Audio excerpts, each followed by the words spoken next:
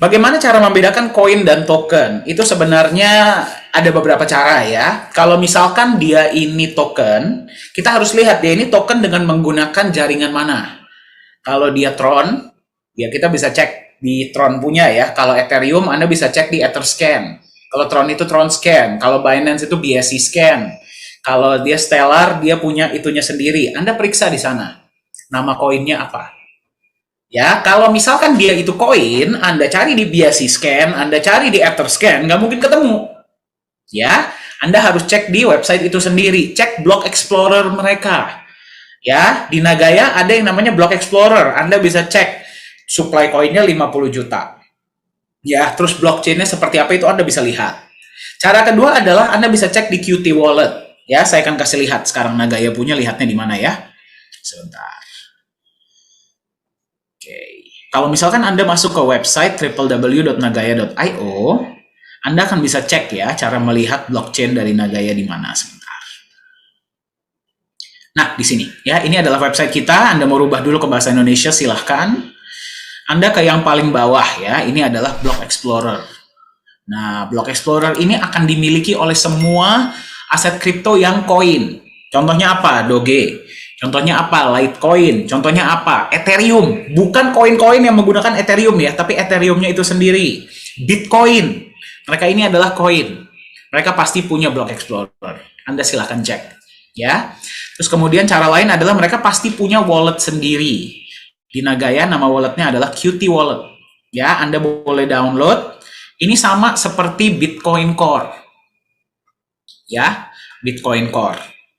Qt Wallet dari Nagaya. Nah, kalau misalkan ditanya mana yang lebih baik, ya sebenarnya tidak ada yang lebih baik ya. Cuman bedanya adalah apa namanya? Kalau token dia menumpang di blockchain yang lain. Ya, berarti tingkat keamanannya pun mengikuti induk blockchain itu. Kalau contohnya dia mengikuti Ethereum, ya berarti dia mengikuti keamanan dari Ethereum. Kalau dia menggunakan Binance, ya dia mengikuti Binance. Ya, dan buatnya pun jauh lebih mudah. Kalau token. Kalau Nagaya, dia itu menggunakan sistem blockchain sendiri, yang berarti tingkat keamanannya pun pasti lebih aman dibandingkan dengan token. Itu yang pertama. Yang kedua, kalau koin itu dibuat dengan sistemnya sendiri. Pak Yohanes Chandra lah yang membuat sistem blockchain dari Nagaya. Jadi sistem blockchain Nagaya ini hampir sama seperti sistem blockchain dari Bitcoin. Karena Nagaya ini adalah hard fork dari Litecoin. Ya, Litecoin ini adalah hard fork dari Bitcoin. Ya, jadi cuman beda di konsepnya saja. Kalau token dia itu pasti mengikuti induk dari blockchain yang lain. Kalau Nagaya punya blockchain sendiri, yang berarti kita atur sendiri seperti apa. Ya, dan keamanannya pun, enkripsinya pun ditambahkan dari yang punya Litecoin tadinya. Jadi kalau saya nggak salah ya, nanti coba kita undang Pak Yohanes ya untuk cerita tentang blockchain-nya. Kalau nggak salah, enkripsinya kalau Litecoin itu 18 kali, kalau Nagaya itu kalau saya nggak salah 20 kali, berarti ditambahkan. Ya, agar tingkat keamanannya itu jauh lebih tinggi. Ya, sebenarnya kalau misalkan ditanya lebih baik yang mana, itu tidak terlalu tergantung dari sistem blockchain-nya. Tapi yang harus Anda perhatikan adalah dari konsep bisnisnya.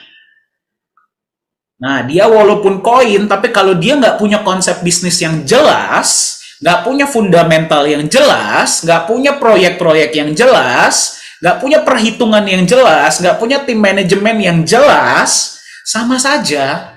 Karena teknologi sendiri itu tidak akan cukup. Anda setuju ya? Setuju tidak? Kita bikin teknologi yang paling canggih di dunia.